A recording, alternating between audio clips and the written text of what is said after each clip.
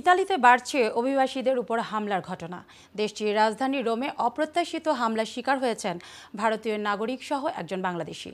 অনেকে এ ধরনের হামলাকে বর্ণবাদী হামলা বলে আখ্যা দিচ্ছেন। বাংলাদেশি কমিউনিটি ঐক্যবদ্ধ হওয়া এখন সময়ের দাবি। বিস্তারিত দেখুন রিপোর্টে।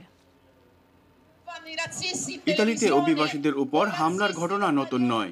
সম্প্রতি দেশটির রাজধানী রোম শহরে একই ঘটনায় অপ্রত্যাশিত হামলার শিকার হয়েছেন ভারতীয় নাগরিক সহ একজন বাংলাদেশি।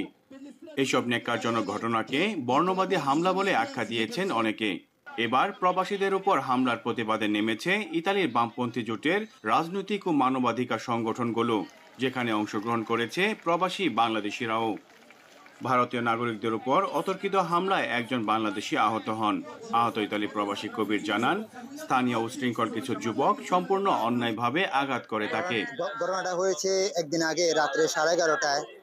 আমি যখন বাস থেকে নেমে যখন সাঙ্গালি পার্ক থেকে মাঝখান দিয়ে আমি যখন হাইটে এসেছি, হাঁটা আসার পরে দেখছি যে একটা ইন্ডিয়ান ফ্যামিলির সাথে ইতালিয়ানরা অনেক জনজাতি পার্কের একটা ফুটবল বাচ্চারা ফুটবল মারছে, এটা নিয়ে অনেক ঝগড়া হইয়া আমি মাঝখান দিয়ে হাইটে আসি। হাইটা আসার পরে দেখছি যে আমি টাকা দেখতেছি ওই ইন্ডিয়ানেরা অনেক মারতেছে। তারপরে মারার পরে এই হাঁকে দিয়ে একটা ইতালিয়ান ছেলে আসা আমার এখান দিয়া দিছে বক্সিং মাইরা।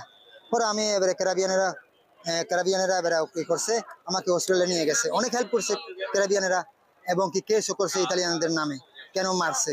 এসব হামলা নিন্দা ও প্রতিবাদ জানিয়ে প্রতিরোধের ব্যবস্থা গ্রহণ করার আহ্বান করেন বাংলাদেশ ইমিগ্রেন্টস অ্যাসোসিয়েশন বিমাসের সভাপতি ডক্টর মুক্তার হোসেন।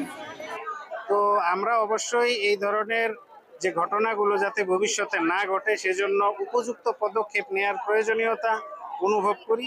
আমি আহ্বান জানাচ্ছি কমিউনিটির সমস্ত নেতৃবৃন্দদের, যারা বসে একটা দ্রুত একটি কর্মসূচি হাতে নেবেন। ইতালি প্রবাসী বাংলাদেশিদের মধ্যে অন্যতম প্রবীণ ব্যক্তিত্ব নূরে আলম ঐক্যবদ্ধ একটি প্ল্যাটফর্ম করে বাংলাদেশিদের অবস্থান আরও সুদৃঢ় করার কথা জানান।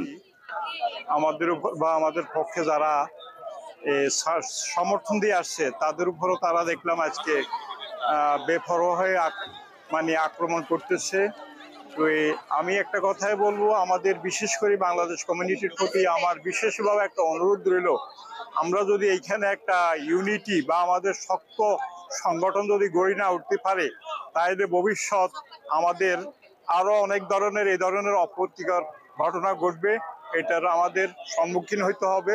কোনো অপ্রীতিকর ঘটনা নয়, বরং ইতালীয়দের সাথে সুসম্পর্ক এবং সামাজিক বন্ধনে সার্বিক উন্নয়ন বিশ্বাস করেন ইতালি প্রবাসী বাংলাদেশিরা।